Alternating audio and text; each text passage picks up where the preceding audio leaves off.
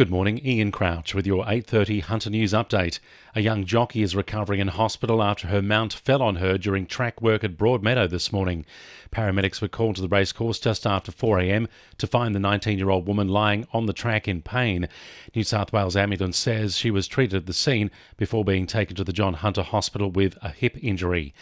Lake Macquarie police are appealing for witnesses after a man robbed a Charlestown chemist outlet last night. Police say the man in his 20s entered the chemist warehouse on the Pacific Highway at about 9:30 and left with several boxes of perfume without paying. A staff member approached the man in the street, but he pulled a knife on the worker, who backed away as he continued walking off with the goods. He's described as being of Caucasian appearance with a slim build and was wearing a dark hoodie and cap. Anyone with information is urged to contact Crime Stoppers. The New South Wales Teachers Federation is lobbying for the state government to expand the Rural and Remote Education Strategy scheme to encourage more teachers to work in regional schools, including the Hunter. The scheme currently offers incentives such as rent subsidies and financial bonuses to teachers who move to rural communities to work. The current school year started with more than 1,200 teacher positions unfilled across the state, and the union says extra incentives need to be added to fill these roles. Deputy President Henry Rajendra says more needs to be done to ensure students have access to quality teachers. We started the school year with at least 1,250 permanent teacher vacancies unfilled. Now, that's just not good enough. Measures need to be put in place so that parents can be assured that there is a qualified teacher in front of their own child every single day of the school year. Lake Macquarie councillors have voted to begin a community consultation process to change the name of Coon Island. The island was named after Herbert Greta Heaney, who was nicknamed Coon because he was a coal miner who often had black dust on his face. Councillor Kevin Baker proposed a notice of motion at last night's council meeting, with the majority of councillors agreeing the racial slur was hurtful. A dual name could be considered, which also takes into account the island's Awabakal heritage. Cessnock Council has added hundreds of new signs across the area after a $2.2 million grant from the state government.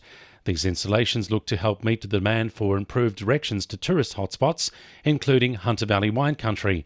25 suburb entry signs have been added, along with 17 tourist wayfinding signs and 250 street blades.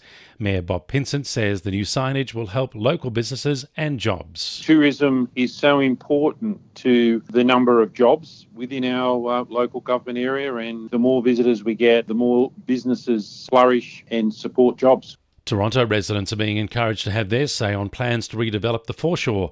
Lake Macquarie Council last night endorsed the Toronto Foreshore Master Plan, which will deliver improved access, new facilities and better pathways for the local community.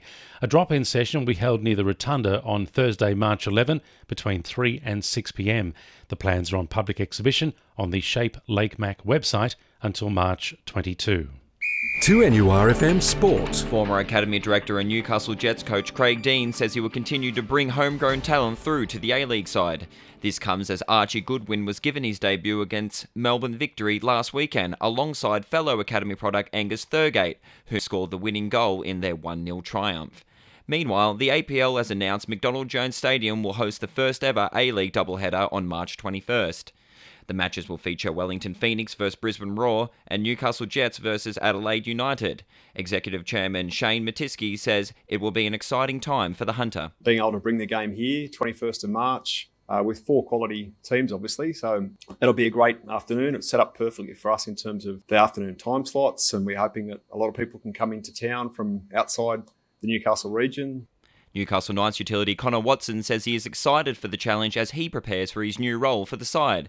It is expected the 24-year-old will move to the lock-forward position for the 2021 NRL campaign. And in golf, reigning champions Newcastle will host the undefeated leaders Merewether this Sunday. That's sport. I'm James Paris. And the winning numbers in Monday Lotto are 6, 16, 5, 45, 15 and 21. And the supplementaries are 38 and 37. And now you're up to date with the latest 2NURFM Hunter News.